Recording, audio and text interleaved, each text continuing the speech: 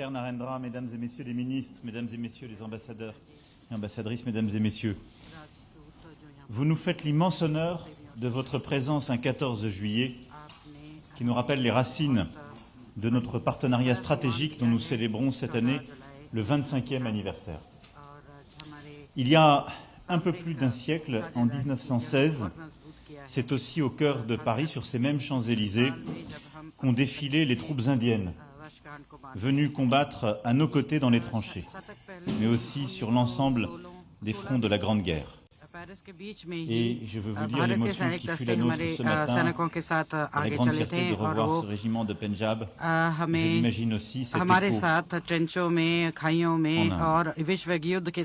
Nous allons aujourd'hui continuer à renforcer cette relation de confiance historique entre nos deux pays pour faire face à la fois aux crises internationales comme aux grands enjeux mondiaux. Je pense que nous partageons une préoccupation commune d'un risque de fragmentation de la communauté internationale, en particulier dans le contexte de la guerre menée par la Russie en Ukraine.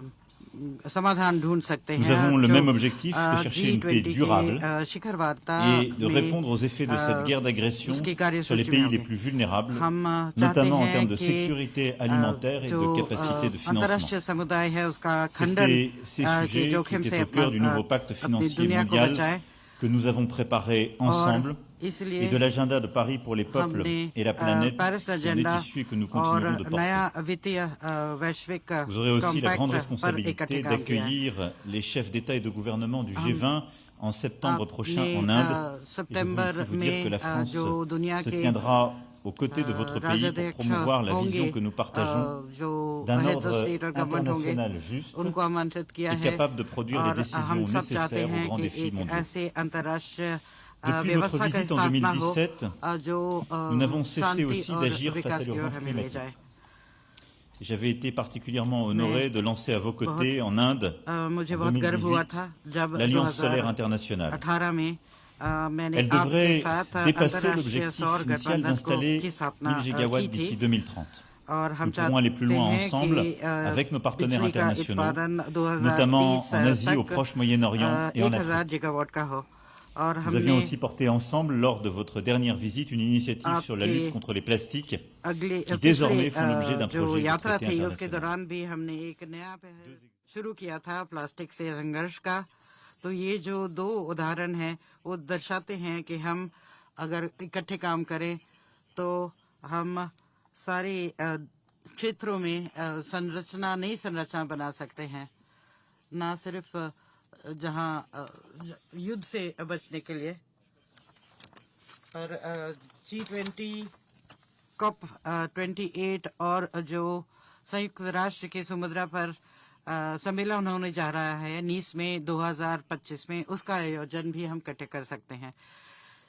तो हमारे जो सामरिक हित हैं वो उसका अभिसरण हम इंडो पैसिफिक तक जाता है, क्योंकि हमारे एक ही दृष्टिकोण है इसके बारे में। हम आधिपत्य से लड़ना चाहते हैं, हमारे सशस्त्र बल नियमित बातचीत कर रहे हैं और पूरी योगदान कर रहे हैं ताकि जो शांति है और सुरक्षा है इस क्षेत्र में बनाई रहे और अंतर्राष्ट्रीय कानून का सम्मान रहे। ये जो सामरिक आत्मीयता है हमारे दोनों देशों के बीच में वो ठोस रूप ले रही है नए योजनाओं के साथ, खासकर जो आर्थिक योजनाएं हम इकट्ठे कर रहे हैं। भारत आज दूसरे सबसे बड़ा हमारा साझेदार है एशिया में। हमने नए कार्य क्षेत्र ढूंढे हैं, जैसे कि स्टील, अंतरिक्ष, ऊर्जा, सिविल, न्यूक्लियर और टेक्नोलॉजी। ये जो नया स्थिति है जिसकी ओर हम अपनी द्विपक्षीय साझेदारी को ले जा रहे हैं, वो सिर्फ उन महिलाओं और पुरुषों की वजह से बना पाएंगे जो रोजाना इन संबंधों को जीते हैं, और उनमें से कई सारे आज रात के डिनर पर हमारे साथ आएंगे। और फिर हम युवा पीढ़ी को नहीं भूल सकते, क्योंकि भारत और फ्रांस में युवा ही आगे भविष्य की फ्रांस की छवि भारत में और भारत की छवि फ्रांस में इसको नया रूप देगी और उसको पुनर्निर्मित करेगी। 2025 में हमने सोचा था कि 20,000 फ्रांस के स्टूडेंट्स भारत तक पहुंचाएंगे, और कोविड के बावजूद हम इस लक्ष्य को पा पाए हैं। और हम समझते हैं कि यहाँ से 2030 तक 30,000 ऐसे स्टूडेंट्स को भेजेंगे, और हमारे प्रयास इसकी ओर जाएंगे। और हम चाहते हैं कि जो युवा भारतीय फ्रांस में पढ़ने के निर्णय लेते हैं, उनको आगे भी अपने दिल के करीबी देश के में आने का मौका दिया जाना चाहिए। इसलिए हम अपना वीजा की नीति भी उसके अनुकूल बनाएंगे, ताकि वो ये कड़ी बनाए रखे। हम चाहते हैं कि जो कोऑपरेशन शिक्षा के क्षेत्र में हो रहा है, वो संस्कृति के क्षेत्र में भी बढ़ाएं, ताकि संगीत, डांस और बाकी जो सांस्कृतिक क्षेत्र हैं उसमें भी साझा काम कर पाएं। और हम संग्रहालय विशेषज्ञता को साझा करना चाहते हैं, क्योंकि हमारे पास ये विशेषज्ञता है, क्योंकि 2047 में आप अपने शताब्दी महोत्सव मनाएंगे। और इसके लिए हमने एक मानचित्र बनाया है। एक बार फिर आपको धन्यवाद देना चाहूँगा कि आप हमारे साथ यहाँ पर फ्रांस में आए इस खास दिन के लिए। और जो 14 जुलाई की जो परेड है, उसमें आपके जो आर्म्ड फोर्सेस जिन्होंने भाग लिया है, उनको भी धन्यवाद देना चाहूँगा।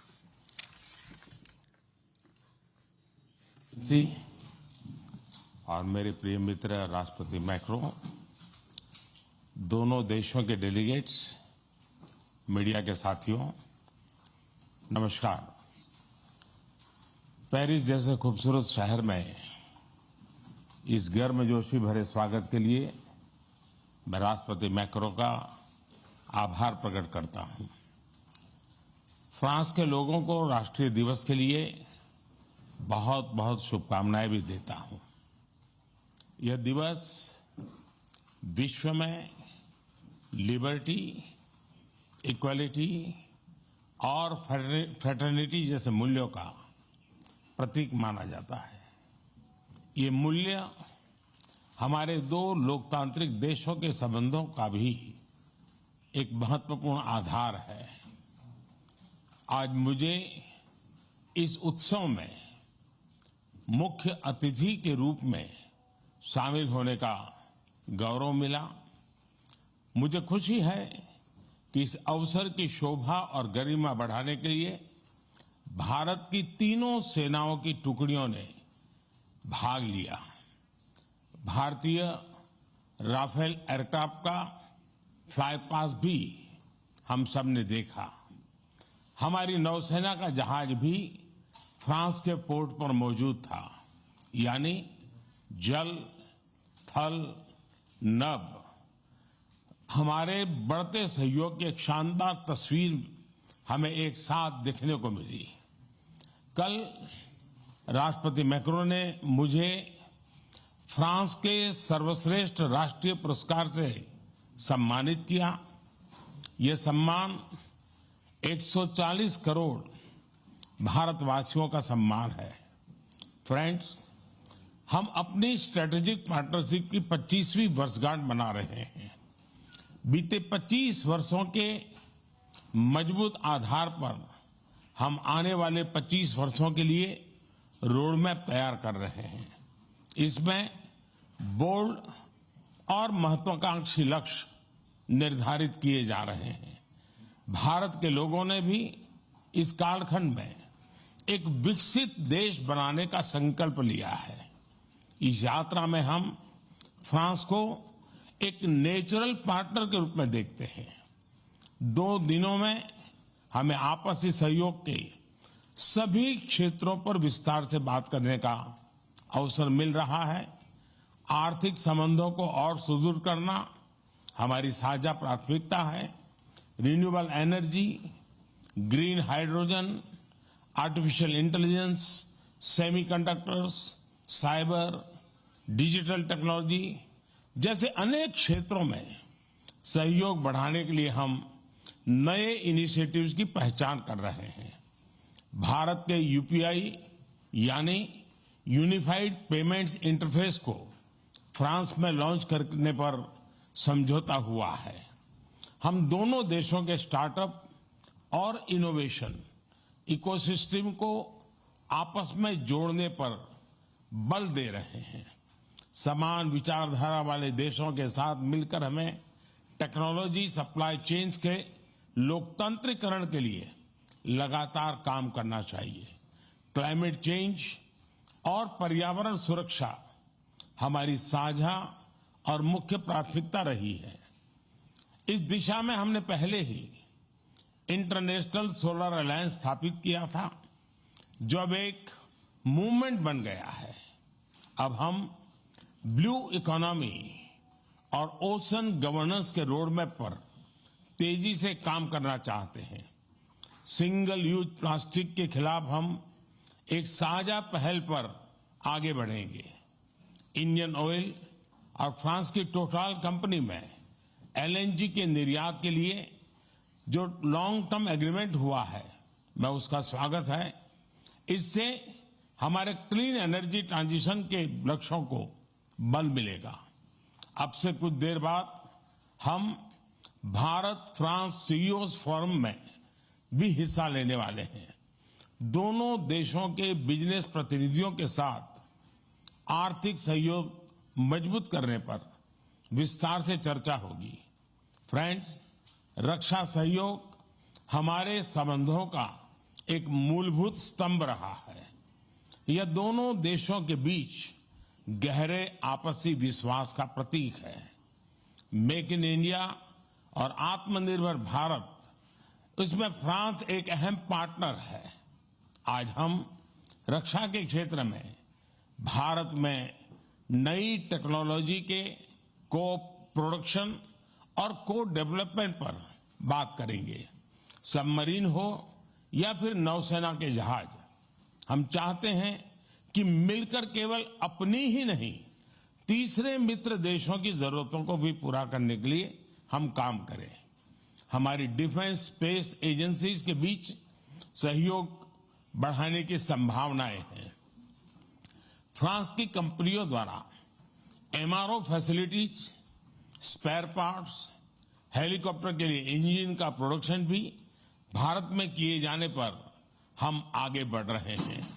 हम इसमें हमारे सहयोग को और सशक्त करने पर बल देंगे।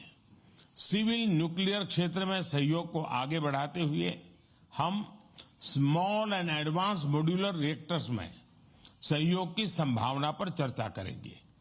आज भारत में चंद्रयान के सफल लॉन्च पर पूरा भारत उत्साहित है। यह हमारे वैज्ञानिकों की बहुत बड़ी उपलब्धि है। अंतरिक्ष के क्षेत्र में भारत और फ्रांस का पुराना और गहरा सहयोग है।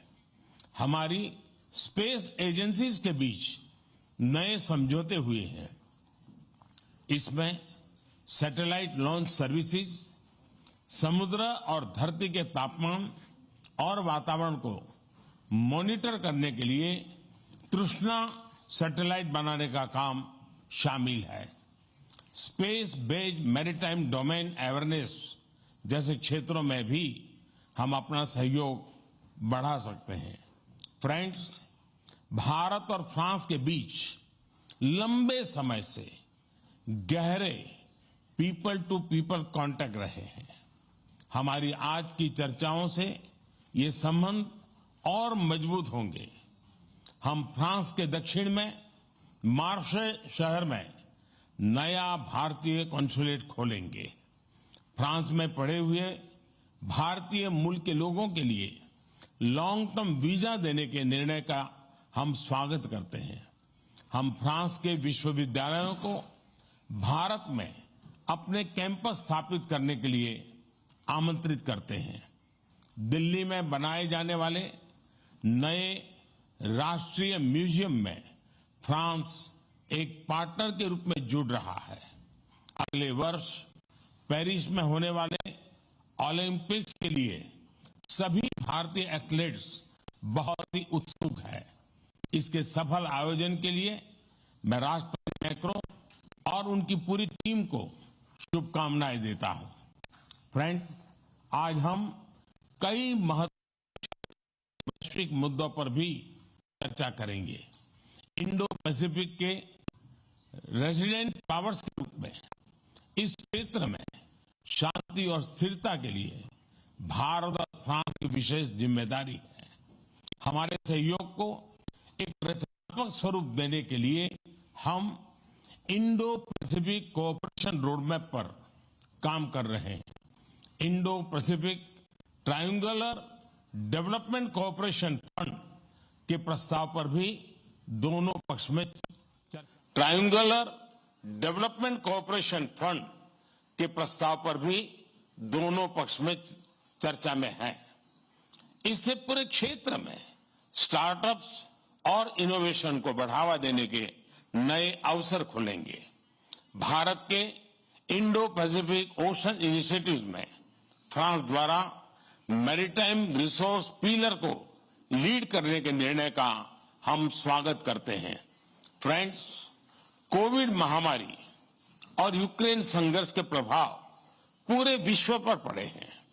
ग्लोबल साउथ के देशों पर इनका विशेष रूप से नकारात्मक प्रभाव पड़ा है। यह चिंता का विषय है। इन समस्याओं के समाधान के लिए सभी देशों का एकजुट होकर प्रयास करना आवश्यक है। हमारा मानना है कि सभी विवादों का समाधान डायलॉग और डिप्लोमेसी के माध्यम से होना चाहिए। भारत स्थायी शांति की बहाली में योगदान देने के लिए तैयार है। आतंकवाद के विरुद्ध लड़ाई में भारत और फ्रांस हमेशा साथ रहे हैं। हम मानते हैं कि क्रॉस बॉर्डर टेररिज्म को समाप्त करने के लिए ठोस कार्रवाई की आवश्यकता है। इस दिशा में सहयोग बढ़ाने पर दोनों देश सहमत हैं। राष्ट्रपति मैक्रो इस वर्ष G20 समिट के दौरान आपका भारत में स्वागत करने के लिए मैं और सभी भारतवासी बहुत ही उत्सुक हैं। एक बार फिर आपकी मित्रता और मुझे दिए गए आदर सत्कार के लिए मैं आपका बहुत बहुत धन्यवाद करता हूं।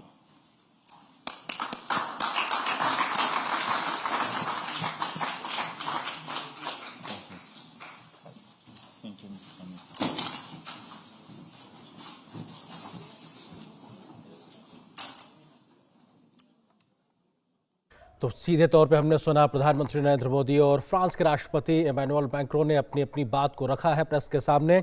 दोनों ही नेताओं ने इस बात का जिक्र किया है कि